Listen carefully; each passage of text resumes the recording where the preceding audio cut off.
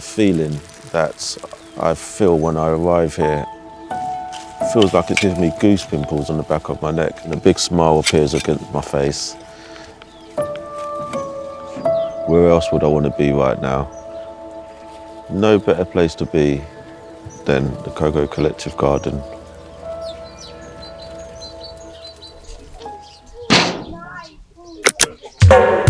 Coco Collective is a dynamic African heritage-led community garden. Allotment is a freedom you get, right, to express yourself when you come here.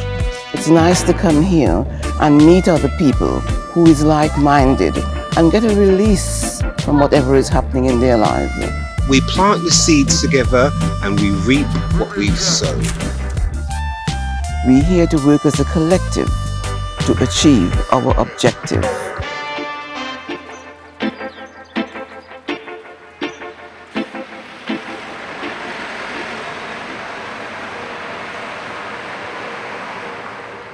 We are an urban space, effectively, slap bang in the middle of Lewisham, in the heart of London. I really saw the disparities in accessing green spaces for people that look more like me. There's something very intrinsically connected to nature that is our cultural heritage. I set this up to give us a safe place to heal and a place to just learn about also our history through the soil.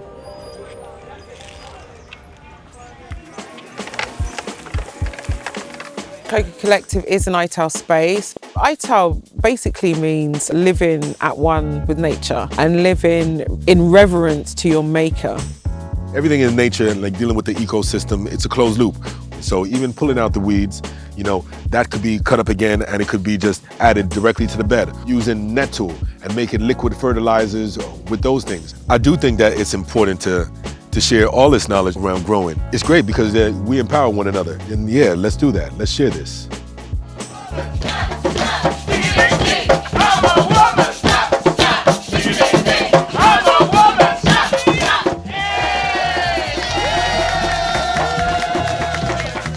This site is very much seen as an alternative educational space. We've had discussions on the disparities in accessing equitable healthcare, equitable education. We recognise the innate quality of being connected to the soil. This is very much a place of learning or relearning all these things.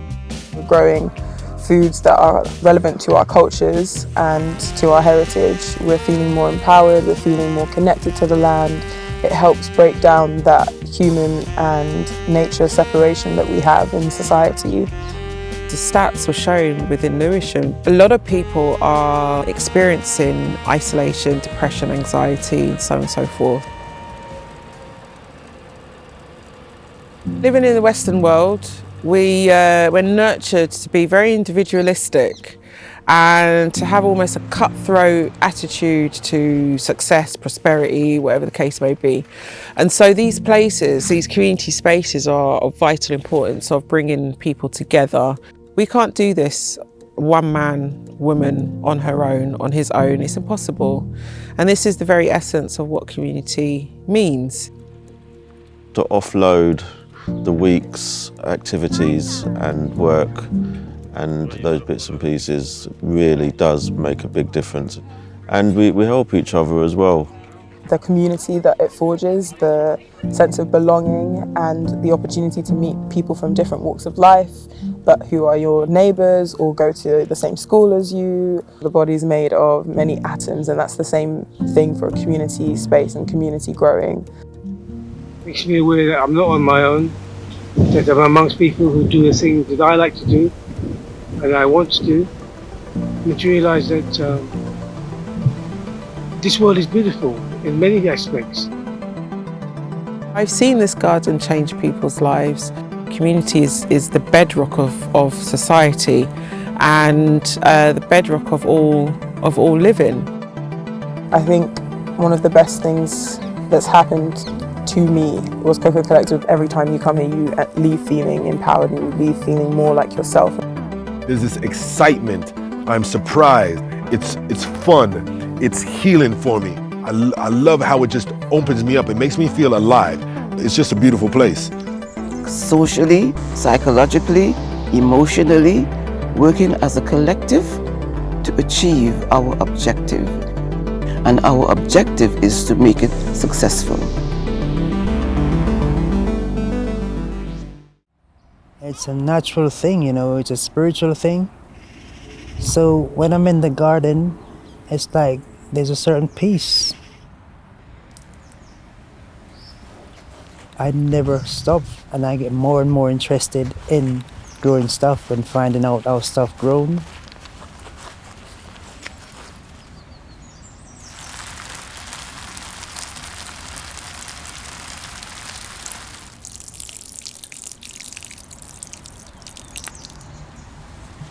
This is something that I'm addicted to doing.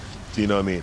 I love how it just opens me up. It makes me feel alive, that I'm looking after this plant, and then this plant is then looking after me.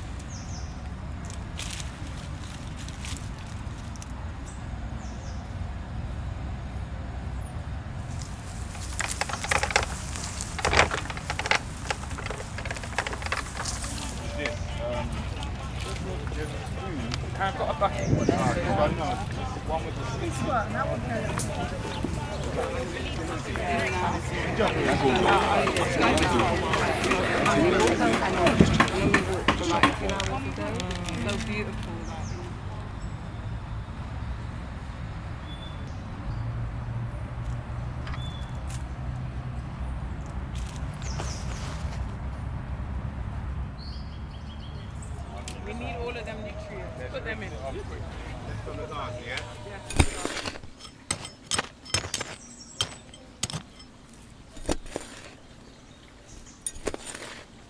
You look around and you see all the greenery, especially the rain that came quite recently. Everything grows up so fast. Nature don't need us for it to grow. Nature grows on its own, whether we like it or not.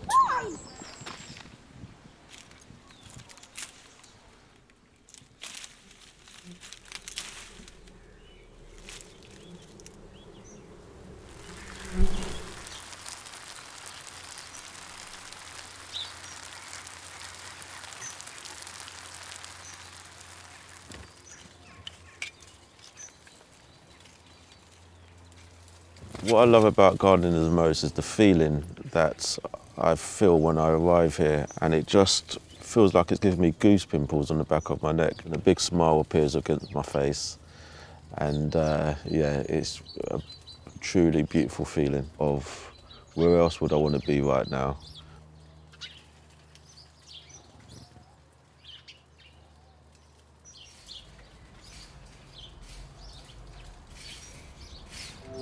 When I'm in the garden, it's like there's a certain peace, you know? It's like I shut the world out completely, and it's this peace, natural peace and tranquility.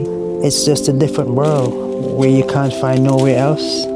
You come here to be connected to nature, connected to the ground, the physical, the psychological, the emotional.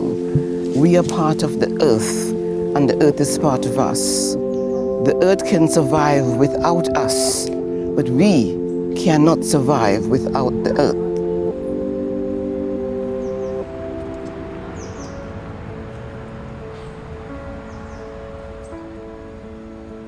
This is self-love. For me, looking after myself, looking after my well-being, my mental health, looking after my body, giving myself the optimal nutrition that I can. Do you know what I mean? Doing what you can do. And this is what I can do. I can grow my own food. What we got going on in here? These are sweet potatoes, dasheen that we have planted here. So this is a cucumber. Okay, yeah, we have it down there. So it's bush champion. It always tastes way better. I'm talking about 100% better than any food that is grown in the stores. And yeah, call me a hippie or whatever, but you know, is it because it's the energy that I put into it? I think so. Because it's like, it's labor of love. This is purple sprouting broccoli, and I'll eat that myself. And here, corn. This is some onion squash. This is a purple Cherokee tomato here. Potatoes. England loves potatoes, right? One of the goals here is to definitely cook the food that we grow. You understand? We can be eating directly from here. Ital cooking is a very important concept in the Caribbean and Africa. Ital, meaning health in its entirety. We try to combine our spirit, our happiness, our joy, even our trauma and our pain, and we resolve it through the process of cooking by using foods that heal. The freshness of the vegetables is paramount.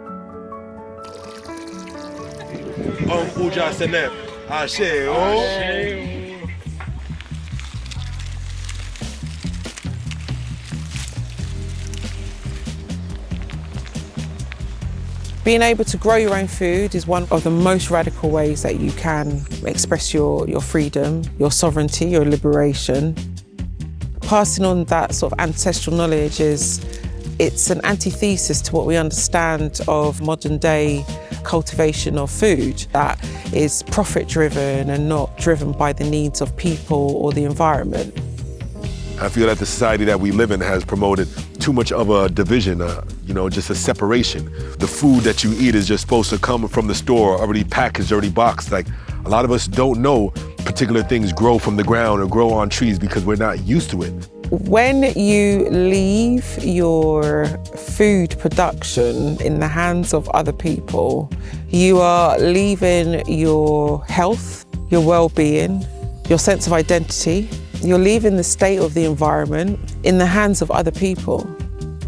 When we reclaim our food, we reclaim our power.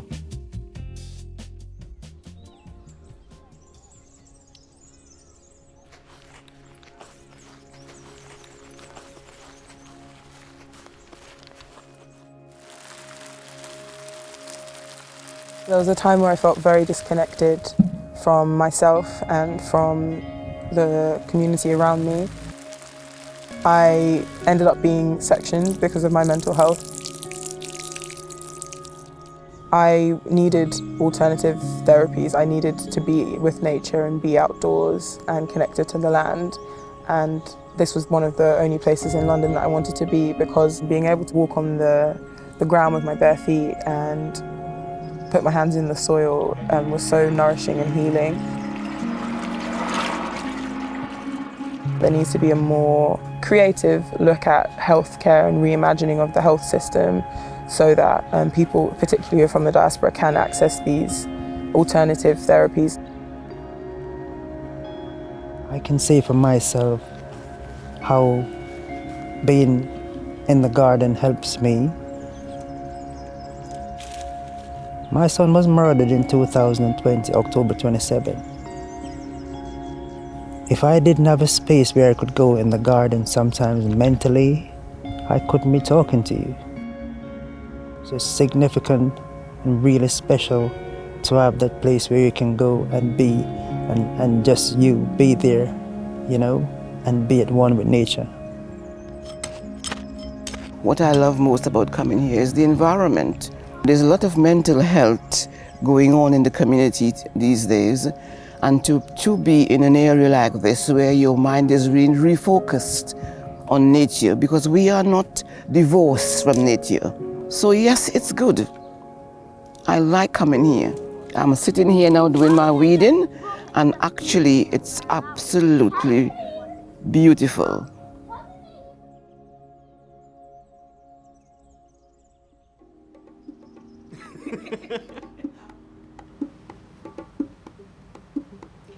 Can I jump in? Yeah. Okay.